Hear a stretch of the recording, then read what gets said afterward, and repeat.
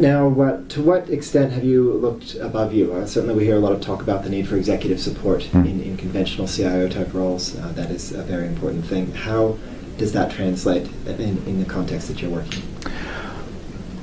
We have very strong support from the Minister for Technology. He has been very supportive through the whole ICT agenda. Having ministerial support is one thing, but at the end of the day, all of these ICT elements of the ICT strategy are expressed through departments. We have a fairly strong and growing relationship with the secretaries. These are the people responsible firstly for money or the finances of ICT and other things, but also they're responsible for service delivery, and they are the principal group that give us cues as to the things that go into the ICT strategy. That is, what are the things in the business of government that shape the tools that are required. So have a strong relationship with the secretaries.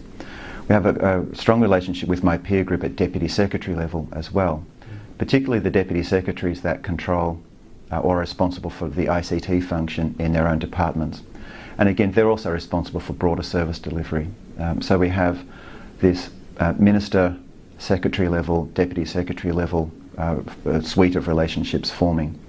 And again, having their support in the way we attack service delivery or delivering the IT strategy, but also we're using them as key inputs into what the IT strategy needs to do. That is, what are the technology enablers of the service delivery trajectory for government? That's definitely an important one to get. Now, you did previously serve as CIO in South Australia. That would have been a very interesting role. What have you been able to take from that role in planning the way that you manage relationships, you manage your strategy here? Certainly I imagine there were a fair few learnings from it. Yeah, I think the principal lesson is really one about managing relationships with the CIOs and those in their direct line of accountability. I think the risk of someone coming into a central government CIO role is that you can think you can express your control or your will over the public sector, and that's not a possibility. So I think the principal lesson from South Australia was that to be successful you need strong relationships with agencies, particularly their CIOs and others. I think that the second principal lesson in South Australia was that we need to think differently through our problems. If we are in the technology, the tech guys, and we think through all of our problems principally as just technology problems, then we will fail. We need to understand that the problems of government or the challenges government face are rather service delivery and productivity, and we need to figure ways to apply technology or different thinking to those problems. And that sort of think different approach is one of the lessons I drew from South Australia.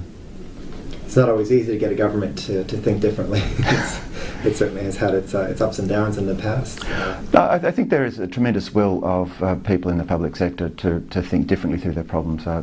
I think there is a very dangerous stereotype of public servants compared, say, to the private sector. They're a very dedicated bunch of people. Sure, but there's always a lot of controls and a lot of difficult environment, I would imagine, to work. I think even the environment provides some constraints, but again, I think there is the ability to think differently, even within the rigid constraints of government. Certainly. And one of the ways that's really coming out, you've mentioned the customer service idea. That seems to be a recurring theme across government at all levels, I think. Is that a big transition internally to get that outward focus and that customer service mentality pushed through the government? I think the customer focus has always been there. I think what we're trying to do here is elevate it even further. And has it been, are there benchmarks, for example, in terms of customer service? In the private sector, certainly they would be based on speed and efficiency and response. I mean, are you able to implement the same sorts of things in the government? Yeah, we're working towards those benchmarks. We understand where our service performance is. We understand principally the cost of those services. We do need to work further with it, but again, we have a reasonably strong service ethic already. It's not that we need to find one. Fair enough. What should CIOs be thinking about when they're representing their operations to their supervisors? And then I guess this is you're going back up and saying we want to do this, we want to do this, and what kind of obstacles typically can you expect at this level? And when people are coming from a particular department or part of government coming upwards?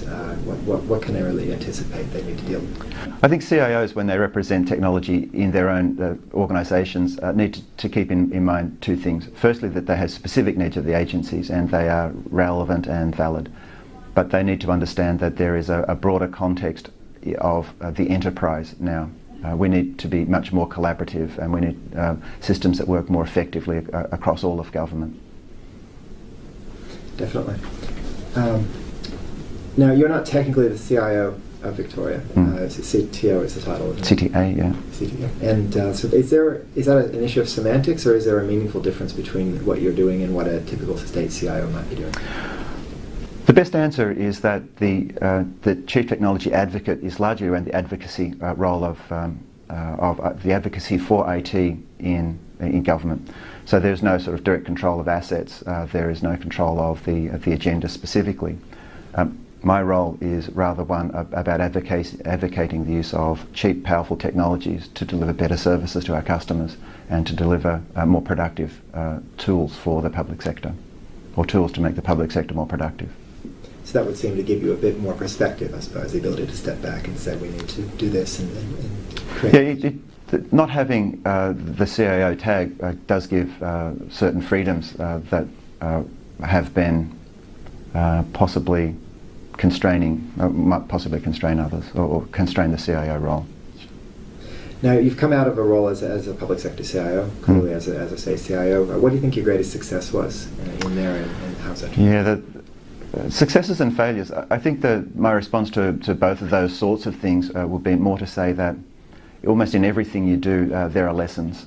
And what we want to do here in Victoria is to learn from the lessons that we have from our past that get us to this point and apply them to the future. I think that goes both for successes and for things that we have perhaps not been as successful as we would like.